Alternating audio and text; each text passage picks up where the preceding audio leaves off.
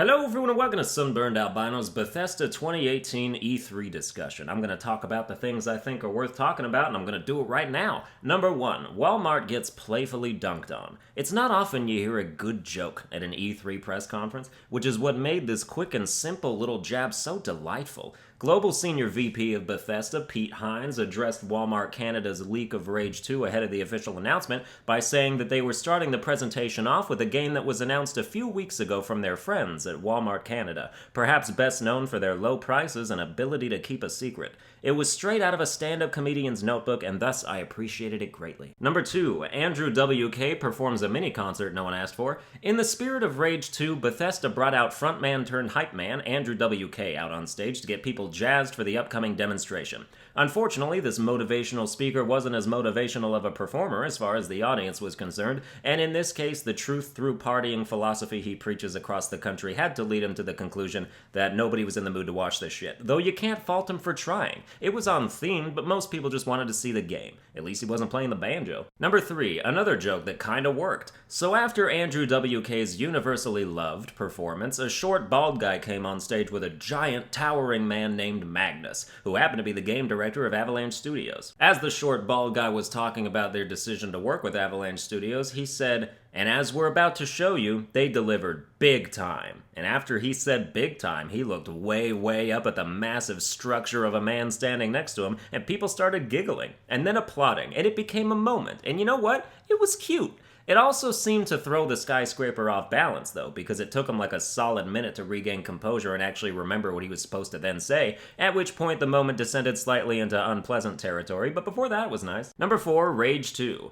Rage 2 itself, in my eyes, looks to be a slightly better Bulletstorm. I liked watching the footage they showed, and it's probably something I'm going to end up buying. Rage 1 was a much grittier, sort of desolate world, and suffered from a lack of meaningful progression. It was basically Borderlands without XP, and if Borderlands didn't have XP, it would be awful. I didn't see any skill trees or experience systems in place at Rage 2, and without it, the carnage-heavy gunplay is in danger of getting old. I mean, name an open-world game with no RPG mechanics that's good. I can't. So Rage 2's quality and especially longevity remains to be seen for me. It also doesn't come out until spring of 2019, so we got a long wait. Number 5, pretty much everyone who is not Pete Hines or Todd Howard expects everyone to clap at everything they say. Dude, I mean it. If you're gonna be a speaker at E3 and give a presentation, internalize that not everything you say is important to us. In fact, most things are not. I don't know why people think we care how many players a game has. They'll be like, Elder Scrolls Online just surpassed 11 million players, and then they'll hold their hands out like they're literally trying to catch an applause break, and then we'll give them a small one out of obligation because we don't want them to cry, and then they'll follow that stat up with, and over 1 million of them joined just this year. And they want another applause break. I felt bad for the guy who came out to talk about Quake Champions because he seemed legitimately convinced that anybody actually gives a shit about Quake Champions. And you could see the color leave his face, kind of, every time he got a muted response to some irrelevant announcement associated with it. Number 6, Doom Eternal is announced and is somehow only a tiny part of the night. Doom Eternal is a sequel to Doom, a full-fledged sequel, assumedly, where hell has literally come to Earth, and it had about as much screen time as Elder Scrolls 6. Doom was a fantastic game, a bloody fucking good time, and a sequel has the chance to be even better, and it should have been a focal point of the show, instead of taking 10 minutes to rave about an Elder Scrolls phone game you can apparently play while masturbating. I've also decided to skip the card game they announced, because how many medieval card games do you need? You have Gwent, you have Hearthstone, Hand of Fate, probably other examples, and I ain't about it. Also, Elder Scrolls Online is still an ever-present obstacle in the developmental path of Elder Scrolls 6, so congrats on whatever they announce for that shit. But Doom Eternal is going to be incredible, and you can mark my damn words on that one.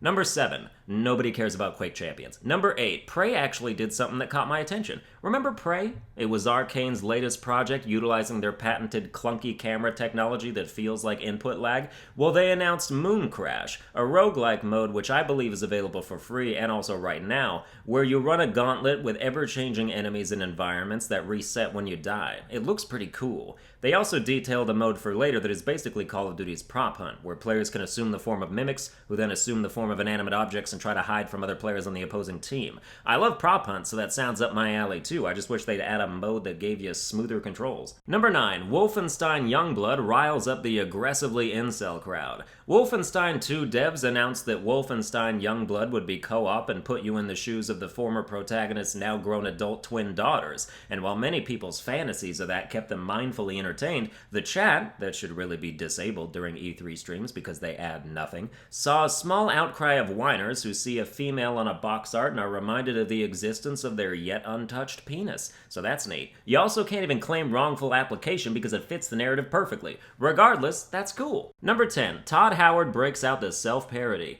Todd Howard took to the stage for the latter third of the show and proceeded to pre-bully his own studio in every way you could imagine, effectively eliminating all of our own options to do so. From a sketch commercial with Keegan-Michael Key imagining Skyrim being ported to Alexa and Etch-a-Sketch in a smart refrigerator, to offhand comments about their history of bugs, it seems like part of the goal was to address virtually every joke ever made about Bethesda and erect a shield to discourage future criticism. And you know what? It kind of worked. It won't be forever, but they bought themselves some time, at least until Fallout 76 comes out in November and we see what other joke ammunition we can scrounge up in the wasteland. Number 11, Fallout 76. Initially, I heard what Fallout 76 was supposed to be before the showcase and was put off. An online Fallout? With survival elements and PvP, it sounded awful. But as I watched Todd Howard offer several concessions and assurances per new feature he revealed, I slowly allowed myself to be sold on it. Fallout 76 can still be played single player, and although it is an online experience, we're not talking servers packed with hundreds or thousands of players.